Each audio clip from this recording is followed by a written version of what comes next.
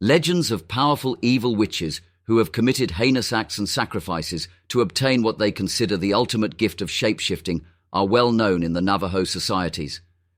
Secretly spoken about behind closed doors, you will hear stories of these evil witches, but only in limitation, since it is considered a taboo subject among the Navajos. The Navajo culture is said to have begun around 1100 to 1500 AD. It has been hypothesized by anthropologists that the Navajo arrived in the southwest between 800 to 1000 years ago.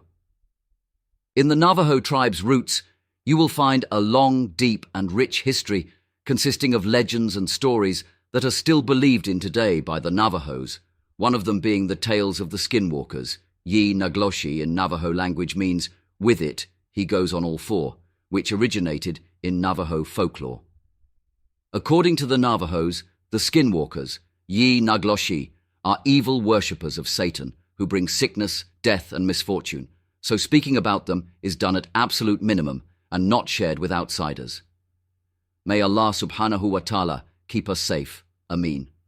So, exactly what is a Navajo Yi Nagloshi, our Skinwalker?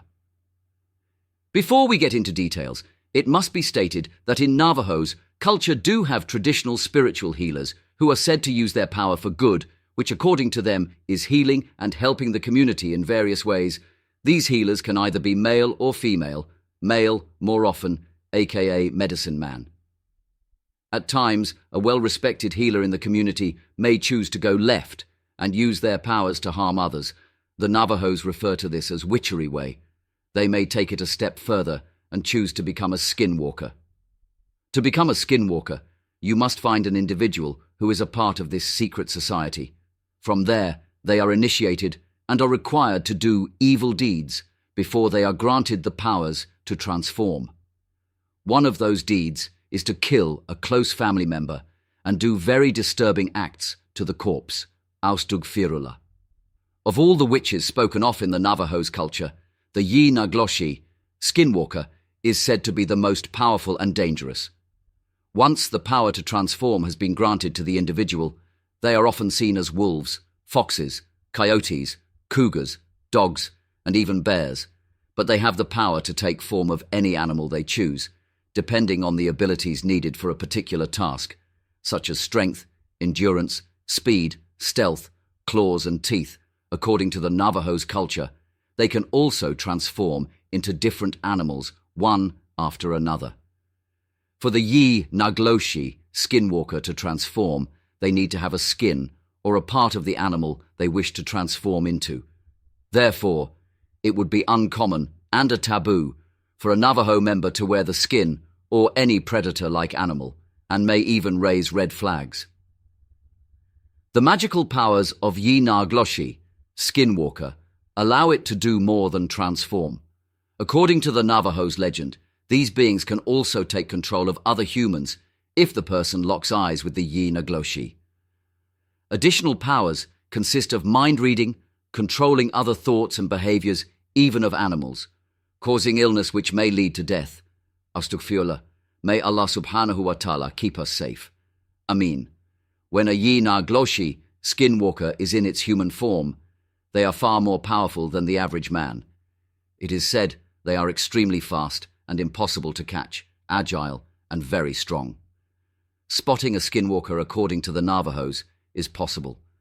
When the Yi Nagloshi, Skinwalker, is in its animal form, their eyes remain very human-like, but when they are in their natural human form, their natural eyes look more animalistic. Skinwalkers, when in their natural human form, usually look very unkempt, dirty, unbathed, and at times completely naked.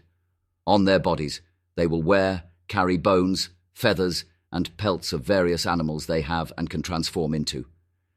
These individuals are usually spotted near deserted areas, close to forested areas, Navajos reservations, and various other desolate places.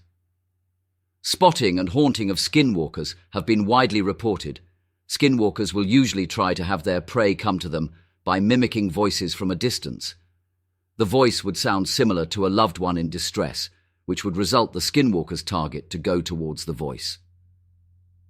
Other time, the voice would sound like a child crying, which may lead one to search for a child, There also have been reports of the individual's name being called out, which would make them believe whomever is calling them from the distance knows them.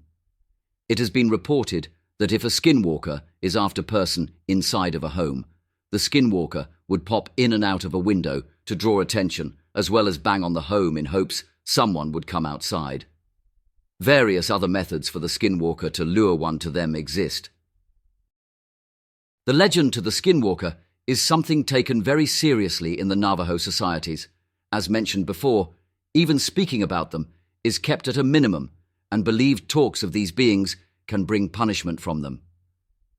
To some, these legends and stories are nothing more than fabricated tales. Yet stories and legends of the skinwalker were not made to scare children, but information that was and is truly believed. I do feel every legend, story and tale starts off with some truth to it. Perhaps legends of the skinwalker have more truth to it than we know. Allah subhanahu wa ta'ala knows best. Transforming yourself into an animal via magic is not something common, heard of, or even believed by many. Yet it is not unheard of to hear about a possessed person having non-human strength, animal-like face features, even growth of fangs during an exorcism. Legends of one becoming an animal through dark magic have existed in other areas around the world. For instance, in Sumatra, you will hear stories of powerful shamans transforming into tigers. These forms of magic are not done through a few simple rituals, but through pacts made with the evilest entities and involving yourself in heinous inhuman acts. You sacrifice your hereafter, as well as bring yourself problems in this world. Certainly such magic would bring problems to one while alive. How far will they go in the world of magic? What sacrifices would they make to gain these unnatural powers? Power to bring others pain and misery. Powers to transform into something God made you not. Powers that will lead you to self-destructions and suffering far more than you brought upon others.